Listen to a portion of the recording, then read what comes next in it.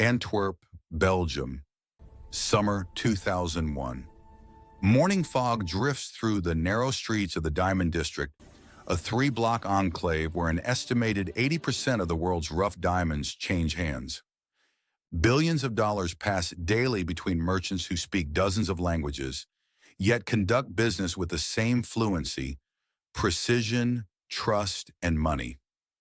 At the center of this district stands a building that looks unremarkable. The Antwerp Diamond Center, 12 stories tall, gray concrete, offices, elevators, security desks. Nothing about it suggests what lies beneath. 2 floors below, street level, sits a vault believed to be the most secure in the world. It is protected by 10 independent layers of security, designed by engineers who assumed no one would ever get past them all. Motion sensors, heat detectors, light sensors, magnetic field plates, seismic monitors, internal and external surveillance cameras. And at the center, a 3-ton steel door sealed by a combination lock with 100 million possible sequences. Antwerp never shouted. Its streets whispered in the language of diamonds, a language Leonardo Notarbartolo spoke fluently. He was no thief, not yet, just a tenant, a trader, a man who knew the weight of trust. Leonardo Notarbartolo, Italian merchant, diamond trader, professional observer. Until one morning, temptation took a seat beside him. Over coffee, the dealer's voice dropped. What he offered wasn't business, it was temptation. The offer, 100,000 euros up front. One simple question to answer. Could the vault in the Diamond Center be robbed? He did not say yes. He did not say no. But a thief is born the moment he asks how. He walked straight into the district and became one of them. The office was real, the business a front, but the pass he earned opened every door a thief could dream of. 2 floors below his office lay the vault itself, guarded by steel, sensors, and habit. He acted like a tenant checking his deposit box and photographed everything. Guards, keypads, magnetic plates, each click a map of the impossible. When he left that night, the dealer's money was still untouched. But Leonardo already knew the answer. The vault could be robbed. The question was how. A vault is never opened with force. It opens to those who learn its habits. Leonardo kept watch. He needed angles no tenant could see, so he found someone who could. The maintenance man had access to every camera feed. For cash, he agreed to install another. From that day, Leonardo's office watched the vault through maintenance lines, a hidden feed no guard knew existed, and as Leonardo mapped every weakness. Weeks passed. He recorded everything. When guards arrived, when lights changed, when the vault breathed. He noticed the vault guard entered each morning at 7, spun the dial, and typed codes from memory. One image of the key, that was enough for what came next. By year's end, he had months of recordings. The security rhythm was memorized and sold. He'd answered the dealer's question. The vault could be robbed. The next question was how. 5 months after Leonardo's reconnaissance, the dealer called again. This time not to talk, but to show him something. What Leonardo saw next would turn an impossible heist into a practiced art. The dealer had rebuilt the impossible. Every lock, every circuit, every alarm, all reconstructed from Leonardo's hidden camera photos. What stood before him was the Diamond Center's vault, born again in steel and shadow. The dealer wasn't alone. 3 others waited inside, each a specialist in impossibility. The genius, an engineer of alarms who could silence electricity itself. The monster, mechanic, locksmith, and driver. Every movement precise, every gesture controlled. The king of keys, quiet, measured, crafting mirrors of metal from nothing but memory.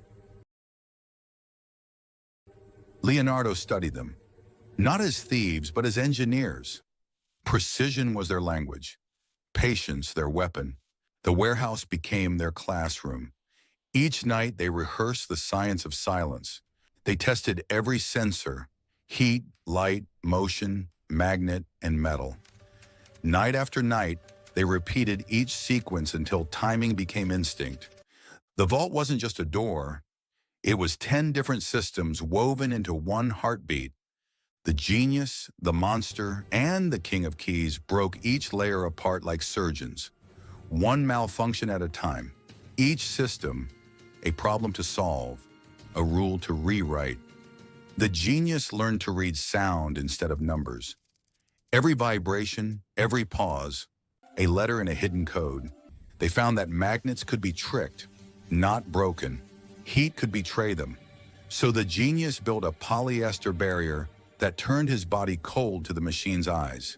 Light detectors saw everything, until darkness became their camouflage. A film of oil could buy them 5 minutes, long enough to become invisible to heat. They learned vibration was a language too, spoken softly enough to go unheard. They discovered the vault's heartbeat and built a bridge so it would never notice they were there.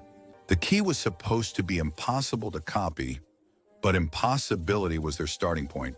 They danced between blind spots, learning to breathe with the rhythm of the cameras. When steel resisted, the monster spoke to it in patience, and it obeyed. 10 barriers once stood between them and the vault. Now each one had a flaw. Practiced, measured, and memorized. For weeks they rehearsed each piece alone. Now for the first time, the 4 men would perform it all together, the full run.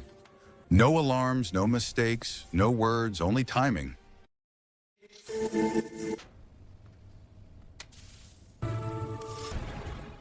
They finished in total silence. 4 men, 4 shadows, perfectly timed. The vault no longer belonged to Antwerp, it belonged to them. By midnight on February 15th, 2003, Leonardo Notarbartolo sat inside his rented Peugeot 307, a gray hatchback parked under a flickering streetlight on the edge of Antwerp's Diamond District. The city was quiet, veiled in mist and rain. He wasn't nervous. This was the night they had built for a year. At 12:18 a.m., 4 figures appeared through the fog: the genius, the monster, the king of keys, and Speedy, Leonardo's oldest friend, joining only for the final night. No words, only timing. They crossed the narrow street together, 5 dark silhouettes reflected in the rain. The heist had begun. The forgotten service door at the block's end was their silent keyhole to the Diamond Center's rear garden.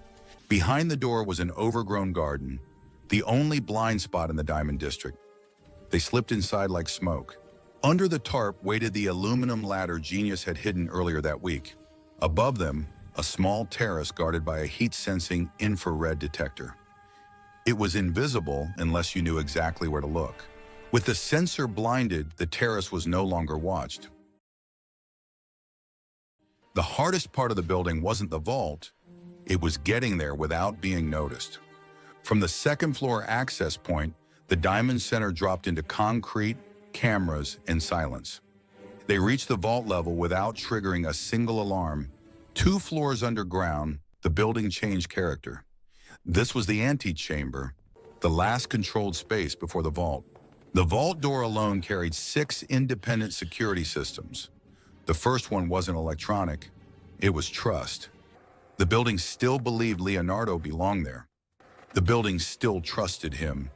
The magnetic field was next. Break it, and the alarm would scream. Instead of breaking the magnetic field, they carried it with them. The vault door stayed blind. The alarm never knew the door had moved. The combination wasn't cracked, it was recorded. The key wasn't forged in theory, it was forged in certainty.